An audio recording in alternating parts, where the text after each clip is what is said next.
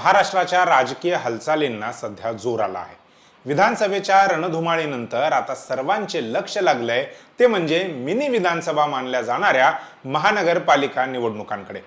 मुंबईसह राज्यातील 29 महापालिकांच्या निवडणुकांसाठी राजकीय हालचालींनी आता चांगलाच वेग पकडला आहे।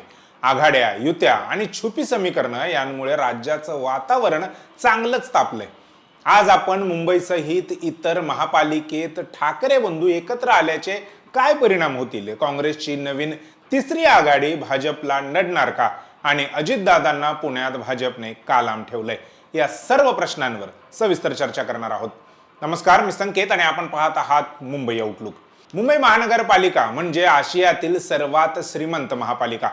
पूर्वोत्तर मधील काही राज्यांच्या अर्थसंकल्पापेक्षा एकट्या मुंबई महापालिकेचा अर्थसंकल्प हा मोठा आहे।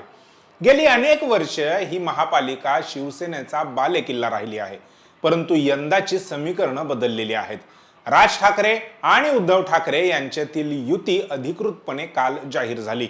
पक्ष निर्माण झाल्यापासून कोणासोबतही युती किंवा आघाडी न केलेल्या राज ठाकरेंनी उद्धव ठाकरेंच्या शिवसेनेसोबत जाण्याचा निर्णय घेतला। यामुळे आता मराठी मतांचे विभाजन थांबण्याची शक्यता आहे। जर ही युती फक्त मुंबईपुरती मर्यादित न राहता नाशिक, ठाणे आणि छत्रपती संभाजीनगर मध्येही दिसली तर भाजप आणि शिंदे गटाच्या अडचणी वाढू शकतात।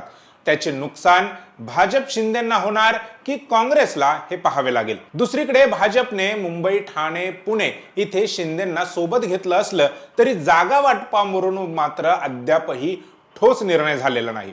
मोठा भाऊ कोण यावरून सुरू असलेला हा कलगीतुरा युतीला महागात पडू शकतो। राजकारणात कधी काय होईल हे सांगता येत नाही। काँग्रेसने यावेळी सर्वांनाच धक्का दिला आहे। काँग्रेसने महादेव जानकर यांच्या राष्ट्रीय समाज पक्षासोबत हात मिळवणी केली। नगर परिषद निवडणुकीत काँग्रेसने स्वबळावर लढून मोठे यश मिळवले होते। आता धनगर समाज आणि शहरी भागातील मतांचे गणित जुळवण्यासाठी त्यांनी जानकरांना सोबत घेतले आहे। ही तिसरी आघाडी प्रस्थापित युत्यांच्या मतांमध्ये किती फूट पाडू शकते, विशेषतः पश्चिम महाराष्ट्र आणि मराठवाड्यात, असे अंदाज राजकीय जाणकारांकडून मांडले जात आहेत। राष्ट्रवादीच्या दोन्ही गटांबद्दल सध्या मोठी गुप्तता पाळली जाते।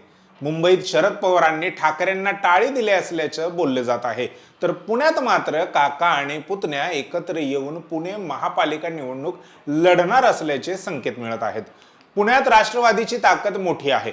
भाजपने पुण्यात अजितदादांना बाजूला सारून एकनाथ शिंदेंना सोबत घेतले आहे। यातून एक गोष्ट स्पष्ट होते, भाजप आपल्या मित्र पक्षाची ताकद जिथे आहे तिथे त्यांना कमकुवत करण्याचा किंवा स्वतःचं वर्चस्व निर्माण करण्याचा प्रयत्न करत आहे। राजकीय विश्लेषकांच्या मते भाजपची रणनीती अतिशय आक्रमक आहे।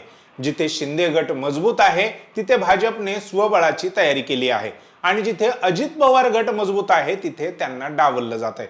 यामुळे महायुतीमध्ये अंतर्गत धुसफूस वाढण्याची शक्यता आहे। मित्र पक्षांना कमजोर करणे भाजपला मुंबई बाहेरच्या महापालिकांमध्ये उदाहरणार्थ कोल्हापूर, सोलापूर इथे महागात पडू शकते। ठाकरे बंधूंची युती जर राज्यभर विस्तारली तर त्याचे पडसाद मुंबई बाहेरही उमटतील। शिंदेंच्या बालेकिल्ल्यात ठाकरे बंधूंचे आव्हान उभे राहील। तिथे आधीच भाजपचे कार्यकर्ते स्वबळावर लढण्याची भाषा करताना दिसत आहेत। नाशिकमध्ये राज ठाकरेंचा प्रभाव आणि उद्धव ठाकरेंची सहानुभूती एकत्र आल्यास भाजपची वाट ही खडतर होऊ शकते। विदर्भात काँग्रेस आणि भाजप यांच्यात थेट लढत होणार असल्याचे तिसरी आघाडी इथे निर्णायक ठरेल। महाराष्ट्राच्या राजकारणात सध्या खेळ सुरू झाला आहे।